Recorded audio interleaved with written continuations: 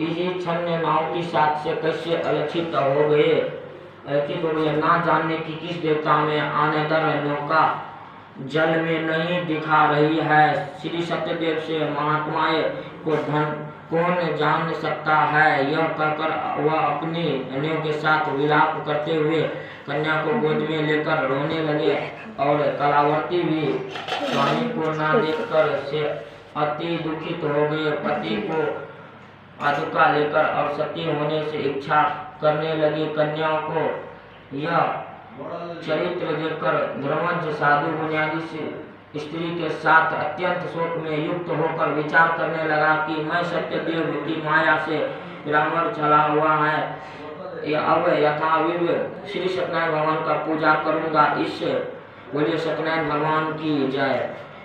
प्रकार सबको बुलाकर कहने लगा, अब और पृथ्वी से गिरकर काष्ठ दंडवत किया। इसी पर दोनों की पालन करने वाले सत्यनारायण भगवान संतुष्ट हो गए। भक्त वत्सल सत्यदेव की कृपा से आकाशवाणी हुई और तुम्हारी कन्या प्रसाद को त्याग कर देखने लगे आए। इसी कारण इसका पति और अवश्य दे, यदि वह पुण्य घर जाकर प्रसाद भक्षण अवकर आएंगे तब पति को नहीं संदेश पाओगे। कन्या ने उस आकाशवाणी सुनकर सिद्ध और घर जाकर प्रसाद को भक्षण करने हुए पति को देखा। तब कलावती संतुष्ट होकर अपने पति से कहने लगी कि अब सिद्ध ही घर को चले, विलंब ना करे। कन्याओं ने वचन सुनकर साधु दामाद सहित संतुष्ट होकर धन्य की बंधुओं से साथ अपने घर को गया और उसने दिन से वह ही महीने और संक्रांति पर विधिपूर्वक सत्यदेव की पूजा करने लगा। इस तरह सुख प्राप्त और वह अनंत और सत्यदेव की लोक को चला गया। फिर सूत जी कहने लगे कि हे मुनि श्रेष्ठ, मैं आपसे और भी कथा कहता हूँ, बोले सत्यनारायण भगवान की जय। सूत जी बोले, प्रजा पालन में तपस्वर एक तर्वध्वज नामक राजा था, जिसने सत्यदेव की प्रसाद को त्यागने से अति दुख पाया। एक दिन उसने वन में जाकर यदि उनके पशुओं से मारा और पीछे आकर वट वृक्ष के नीचे श्री सत्यदेव भगवान का पूजन देखा, जिसको लोक बंधु युक्त संतुष्ट चित्त से करते हुए अहंकार से राजा ने वहां गया और न सत्यदेव को प्रणाम किया।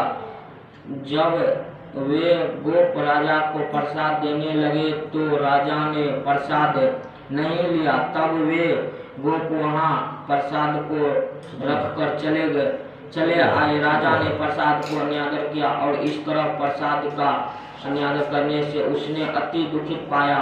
उस राजा ने 100 पुत्र से वर मर गए और धन्य धान्य की नष्ट हो गए।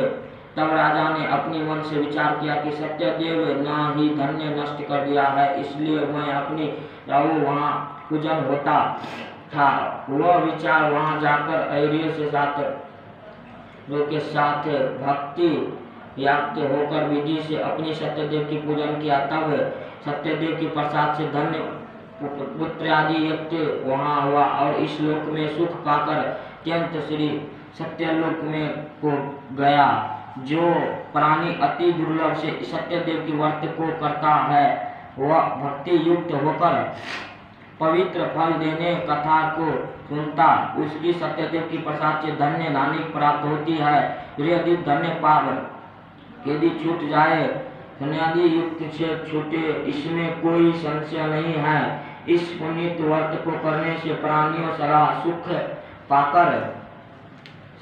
पाकर अत्यंत और सत्यदेव के लोक से जाता है। सूत जी कहते हैं, फिर को मैंने सत्यनारायण का व्रत को आप लोगों से कहा, जिसके करने से मनुष्य सब दुखों से छूट हो जाता है। विशेषकर सत्यदेव की पूजा कलिकाल में फल देने वाले हैं।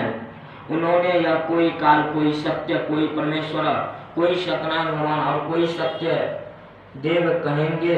सत्य रूपी विष्णु सनातन कलयुग में अनेक रूप धारण कर सबको आचित फल देने होंगे। हे मुनि श्रेष्ठ, जो अपने इसको पढ़ता है, सुनाता है, उसको संपूर्ण पाप सत्यदेव की प्रसाद से नष्ट हो जाते हैं। इससे कुछ भी संशय नहीं है। बोलिए सत्यनारायण भगवान की जय।